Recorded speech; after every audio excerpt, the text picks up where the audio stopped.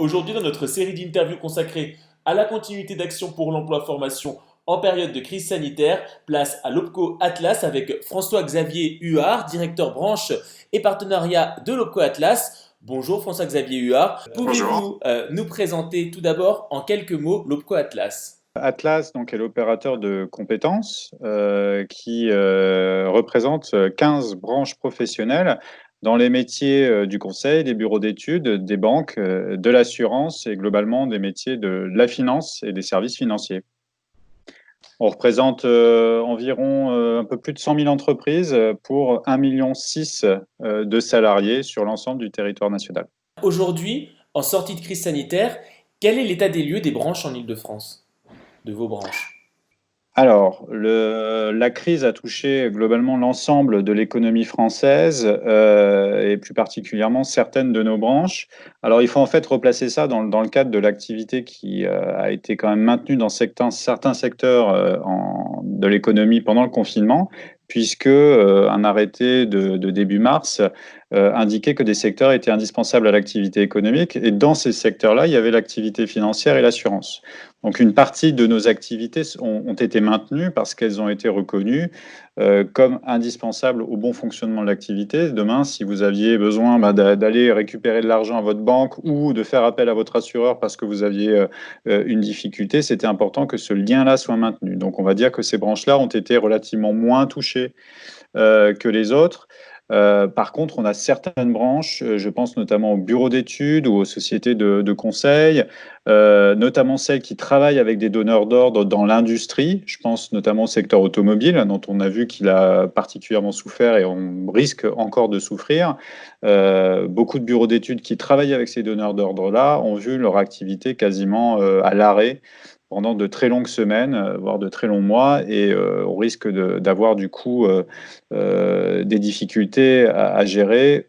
On en a géré pendant le confinement, on y reviendra et on aura certainement à en gérer encore à l'avenir. Oui, vous le dites, il y a des entreprises qu'il faudra aider.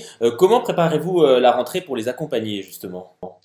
Alors en fait, la rentrée, ça se prépare dès maintenant, puisqu'on a largement aidé les services de l'État à mettre en place un dispositif qui s'appelle le FNE, donc le Fonds national emploi, qui est un dispositif en fait qui préexistait à la crise, mais qui a été renforcé par l'État pendant la crise et qui a été doté d'une enveloppe globale de 500 millions d'euros pour pouvoir financer en fait des formations de salariés placés en activité partielle pendant le confinement.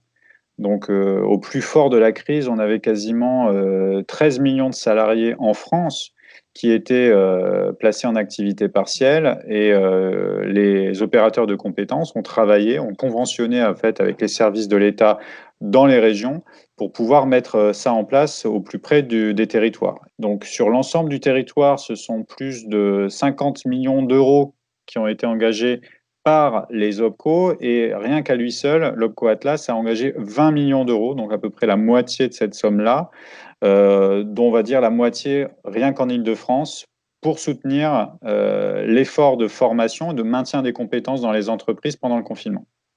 Ça, c'est un premier aspect. Mais Atlas travaille également a travaillé notamment sur la simplification de Mhm. l'accès à ces services pour les entreprises. C'est important dans les entreprises actuellement, notamment les TPE et les PME, ont des difficultés de trésorerie. Elles n'ont pas envie de gérer en plus des problèmes de gestion administrative auprès de son opérateur de compétences. Et c'est pour ça qu'en lien avec l'État, les OPCO ont décidé collectivement et Atlas également, de mettre en place un certificat de réalisation pour les actions de formation qui est simplifié pour permettre en fait de ne pas demander 40 000 documents au chef d'entreprise. Il doit les garder en cas de contrôle, mais déjà pour déclencher le financement et la bonne réalisation de l'action, le chef d'entreprise doit remettre un document qui est normé pour l'ensemble des OPCO et pour l'ensemble des actions, que ce soit action apprentissage, du bilan de compétences, de la VAE. Donc ça, c'est un élément aussi qui a été un peu notre maître mot pendant la crise, c'est d'aider les entreprises à surmonter en fait cette phase difficile en les aidant, en simplifiant leur vie. Là maintenant, en sortie de crise, du coup, quelles sont les priorités de l'OPCO Atlas en tant qu'opérateur de compétences? Alors nos priorités sont doubles. C'est d'abord d'aider les entreprises en fait à restructurer leur partie RH On a bien vu, en fait, l'urgence, c'était déjà de maintenir les personnes en emploi, d'éviter les licenciements. Donc ça, c'était le maître mot du gouvernement.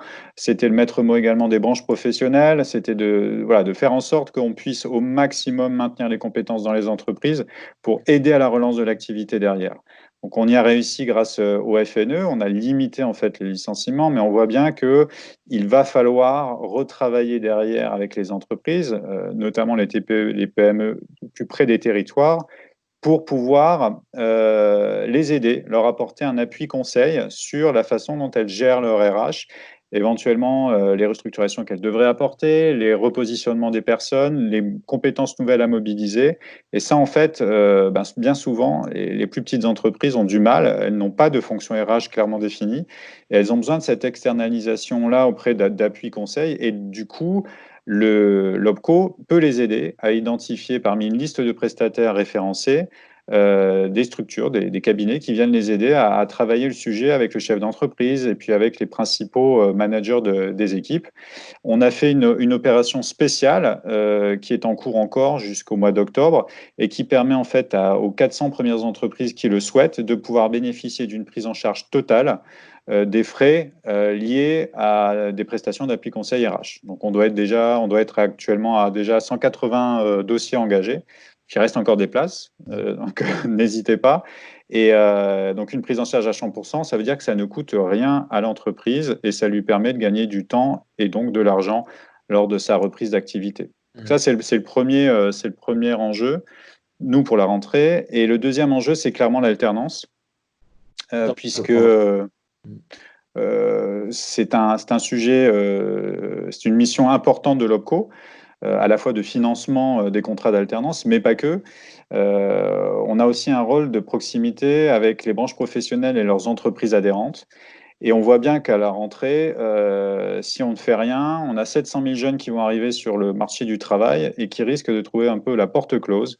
Donc notre rôle est de faire en sorte qu'on n'ait pas de génération sacrifiée et de mobiliser donc sur le terrain, c'est ce qu'on est en train de faire actuellement, via une enquête auprès de nos entreprises adhérentes, le potentiel de recrutement en alternance. Donc on va faire monter des offres et à partir de ces offres-là, on va organiser, en lien avec notre réseau de CFA partenaires, des job dating pour faire en sorte que les alternants puissent trouver plus facilement à la rentrée l'entreprise pour les accueillir. Oui, donc ça va être, fait partie des actions concrètes sur Oui, le territoire francilien concernant l'offre de formation. tout à fait. On parlait du plan de relance annoncé le 4 juin par le gouvernement. Ces différentes aides du gouvernement pour relancer l'apprentissage sont-elles suffisantes selon vous? Alors, ce sont des aides qui sont importantes. Et il faut le rappeler quand même, parce que 8 000 euros sur une entreprise, c'est pas neutre. On a calculé, nous, en termes de reste à charge, sur un BTS en assurance, on est à 100 euros par an pour une entreprise de reste à charge. Là où, en fait, il faut quand même le rappeler, sur des niveaux licence et des niveaux BTS, une entreprise n'avait aucune aide précédemment, hein. Donc ça, c'est quand même la grande nouveauté. La deuxième nouveauté, c'est quand même que les entreprises de plus de 250 salariés peuvent en bénéficier pour autant qu'elles s'engagent à respecter des recrutements de 5% d'alternants en 2021. Donc c'est plutôt vertueux et à mon avis, ça va vraiment être un boost important pour déclencher des offres de recrutement en alternance à la rentrée pour des entreprises qui pouvaient hésiter. Ça, c'est important.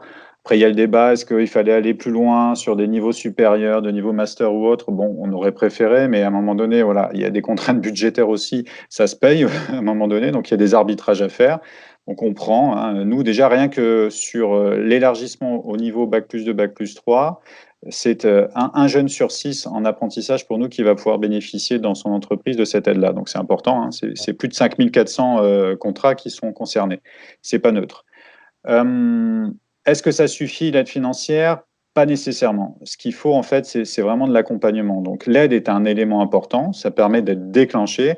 Mais en fait, ce qui fait vraiment le travail, c'est le vrai contact sur le terrain entre un conseiller, un chef d'entreprise et la volonté ou pas de s'engager dans l'alternance. L'alternance, c'est un vrai choix et pour l'entreprise et pour le jeune.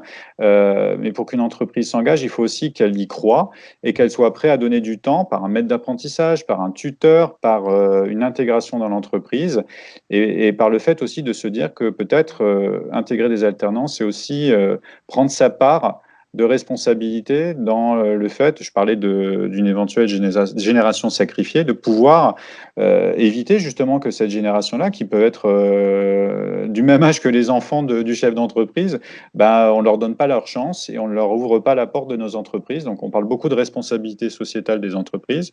Là, les employeurs ont l'occasion de la montrer clairement en recrutant des alternants. En plus, ça ne coûte quasiment rien, donc ils ont tout intérêt à le faire. Merci beaucoup François-Xavier Huard. Bonne journée. C'est moi qui vous remercie. Au revoir.